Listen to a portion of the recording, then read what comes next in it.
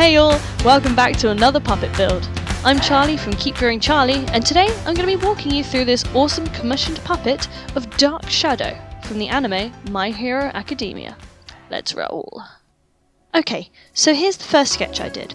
My client sent me over some screen grabs from the anime, as well as photos of similar puppets and toys that have been made by fans, so I knew pretty much how I was going to be building it from the beginning. It follows pretty closely to how I made my big white dragon puppet Tatsuko, with one arm that goes into the body, up through the neck, and into the head where it controls the opening and closing of the mouth. And here's the puppet sketched out to size.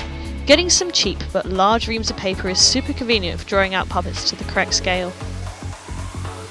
Okay, so I knew for this build that I wanted to tackle the head differently to how I make my dragon puppets.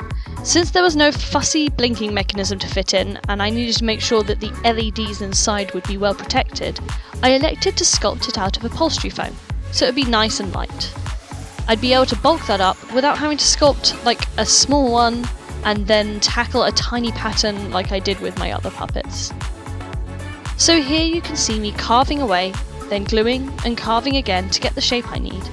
I actually cut the head out of my to scale sketch so I could keep it to the right size.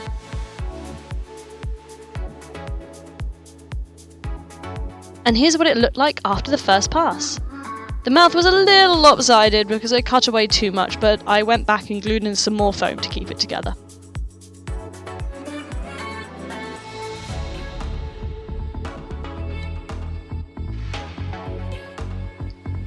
The arms were made with wire inside the hands and wrists so they could be adjusted and moved. I mostly just modelled this on my own hand because dark shadows are pretty human-like. I set them back down on the sketch to make sure it was all made to size. And here's the first test. The body is sort of a pyramid shape, it tapers out, super long and into a tail. The head is separate, like the dragon puppets, for ease of putting it on and taking it off. You can see the fabric to indicate the neck that hides the seam between them.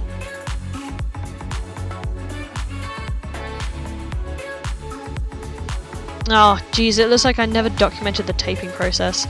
But never fear, as we watch the time-lapse of me cutting off the duct tape pattern I'll explain. First of all, you want to lay down a layer or two of plastic wrap to protect the foam from being ripped off by the duct tape. Then it's time to trace your pattern out. Try to mark along naturally hard edges where two sides would meet and make sure you note down the direction you want your pile of fur fabric to lay. Then, like I'm doing here, either take a sharp blade or pair of scissors and carefully cut down the lines. If your pieces don't lay flat on the table, then you're going to have to cut into them to make darts. Try to keep this to a minimum to save for later hassle. Then it's over to the fur fabric. Remember to take note of which way the pile lays and place your pieces accordingly.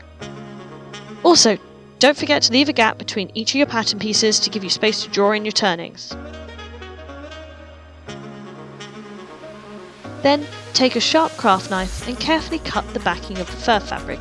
You don't want to use scissors or you'll cut the fur on the other side short and it won't flow like natural fur.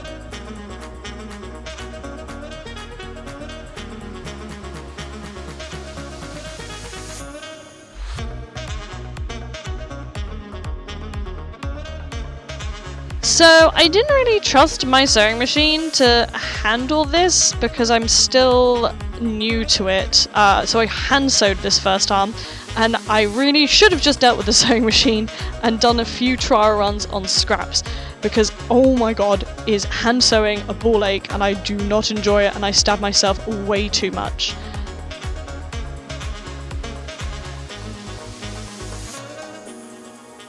I ended up machine sewing everything else but the fingers, which were far too fiddly to fight with on the sewing machine.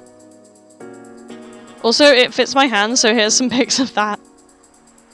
And here are the finished arms! And you can see that I've already started to trim the fingers of one of them into a more conical-like shape. Right, so now it's rinse and repeat on the head. Just gotta keep going. So on each of these pieces that I'm cutting out, I've written a code on it to help me piece them back together again. This is usually L for left and R for right, and then a number that usually branches from the front of the piece to the back. I always make sure that mirrored pieces get the same number. It helps me to piece it all back together again. I also make sure to take photos all around the piece so I can see which numbers go together in case I can't work it out from the pattern. Throughout this, you've also seen me cut into the pattern pieces. This is to flatten any curves and make the piece lay flat on the cutting board. These cuts will form darts that will have to be sewn back together before the piece can be sewn to anything else. Here are some of the biggest pieces, apart from the body of course. As mentioned earlier, remember that when you take a raw pattern like this, you'll need to manually add your turnings when you transfer them to your fur fabric. So don't put the pieces too close together, you won't have anything left to sew the pieces to.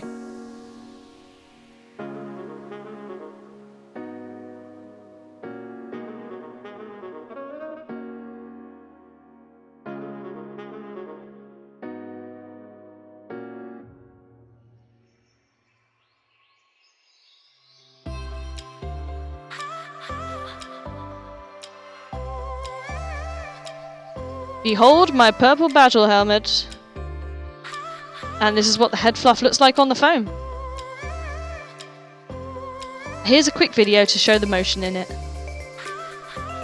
You can also see here that I've added some black fabric inside the hole for the hand.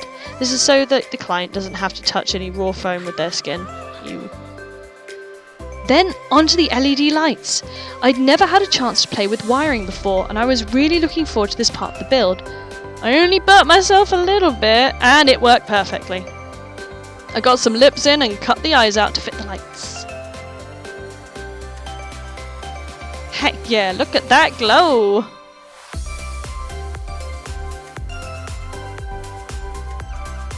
It's the little things that get you through a project, you know?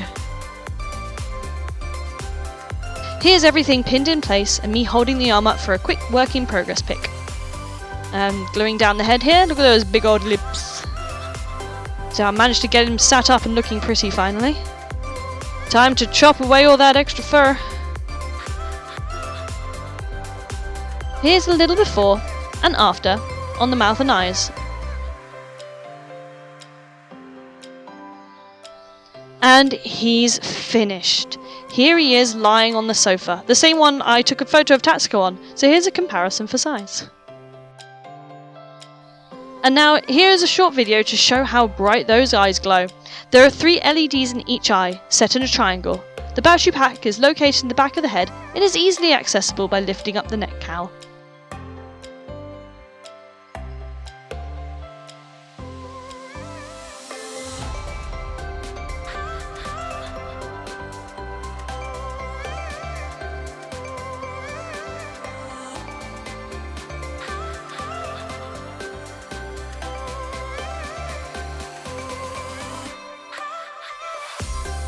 And now here are some finished puppet pics. Look how good he looks. I was so pleased with him.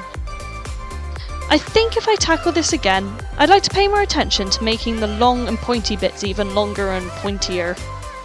Fur fabric has a tendency to bulk up and round things out without you realising. But apart from that, I think he looks stunning. He's easily going to be the centre of attention at any conventional meet. He's huge, got glowing eyes and is so fluffy. I only use the highest quality fur fabric on my creations and it really shows in the final product. He's gloriously silky and you could just cuddle up with him on the sofa while he acts like a big pillow. Thanks so much for watching and congrats on watching right through to the end. I know it's cheesy but I'd super appreciate it if you gave this video a like, left a comment or even subscribed. I also have a Patreon if you'd like to support me in my puppet making antics. I'd love to develop and put out some patterns since people have been asking me about them. I've just not had the time, unfortunately, or the space, really, to perfect them and go back to them. But hopefully in the future, I'll be able to deliver on that. Fingers crossed. Alright, cheers all, and I'll see you in another video soon.